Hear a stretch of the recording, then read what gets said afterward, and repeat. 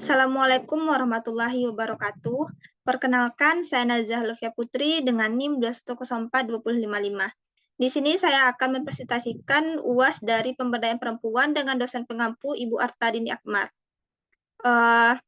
Tema yang saya ambil yaitu pemberdayaan perempuan. Langsung saja, pemberdayaan perempuan.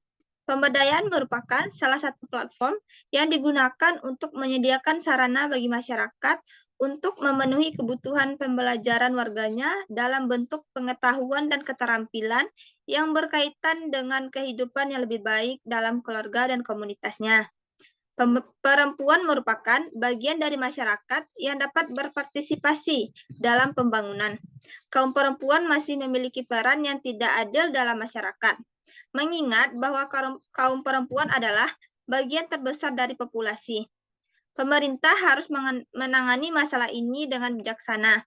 Dibutuhkan pemberdayaan perempuan karena sebagai warga negara, perempuan memiliki hak dan kewajiban yang sama dengan laki-laki.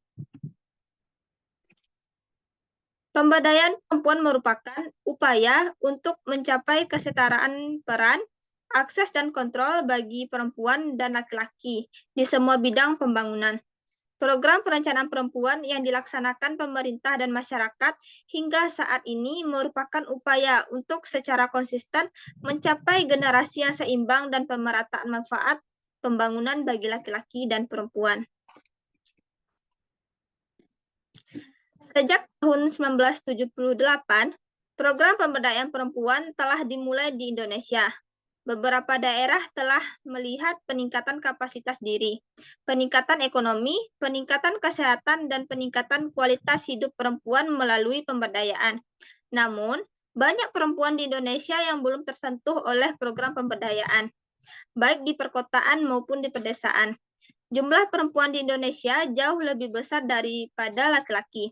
Sebagian besar dari mereka banyak yang tertinggal, tidak memiliki pendidikan, dan tinggal di pedesaan.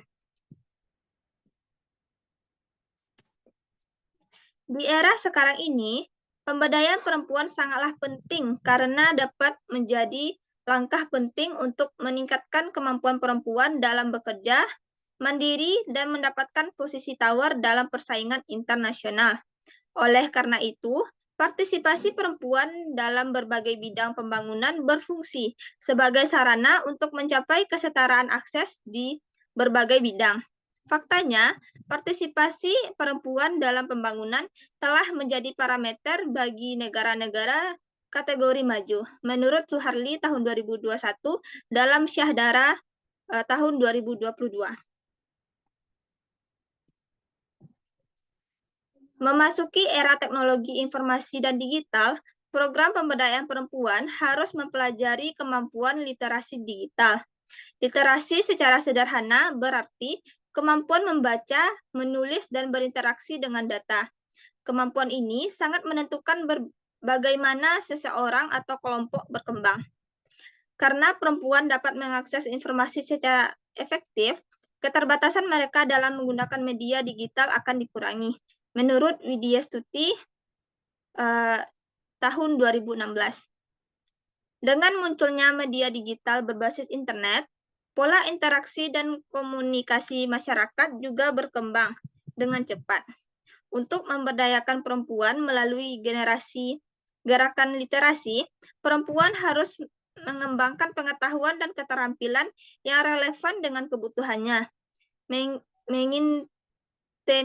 mengidentifikasi informasi, mencari sumber, mengevaluasi, dan mengorganisasikan informasi.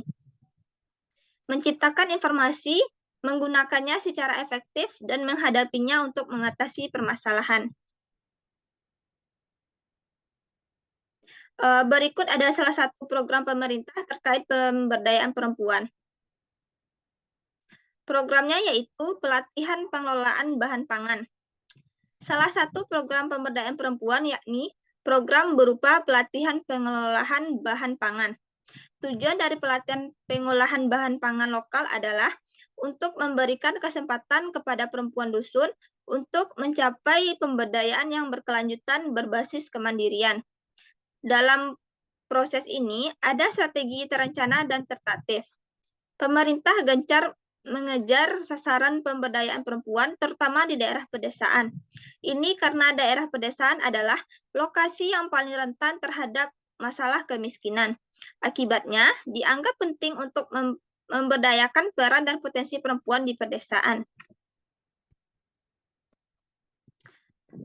Program yang dibangun berdasarkan kebutuhan masyarakat dan berbasis masyarakat ini berfokus pada pemberdayaan warga perempuan dusun dengan mengajar mereka cara mengolah bahan makanan lokal seperti singkong, talas, pisang, ubi jalar, dan kelapa.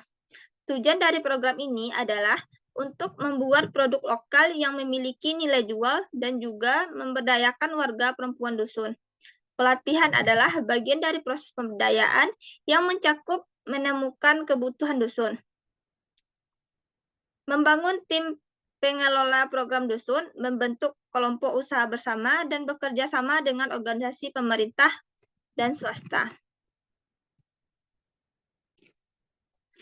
Tujuan dari program ini adalah untuk memberdayakan perempuan yang secara tradisional agar tidak bergantung pada pendapatan suaminya, baik mereka bermigrasi atau tidak, dengan mengajari mereka teknik mengolah bahan-bahan lokal.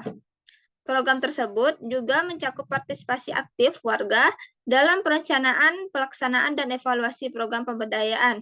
Selain itu, program ini juga didukung oleh inisiatif warga yang mengidentifikasikan tenaga, waktu, pikiran, dan uangnya untuk melaksanakan program pemberdayaan perempuan melalui pelatihan pengolahan bahan pangan lokal.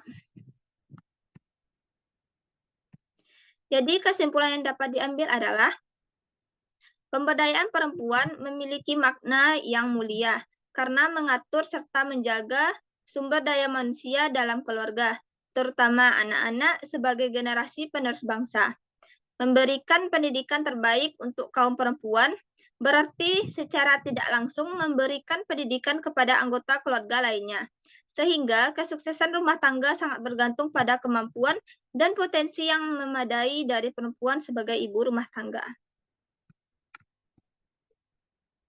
Baiklah, hanya itu yang dapat saya sampaikan. Apabila ada kesalahan kata dan kekurangan, saya mohon maaf. Saya akhiri dengan wassalamualaikum warahmatullahi wabarakatuh.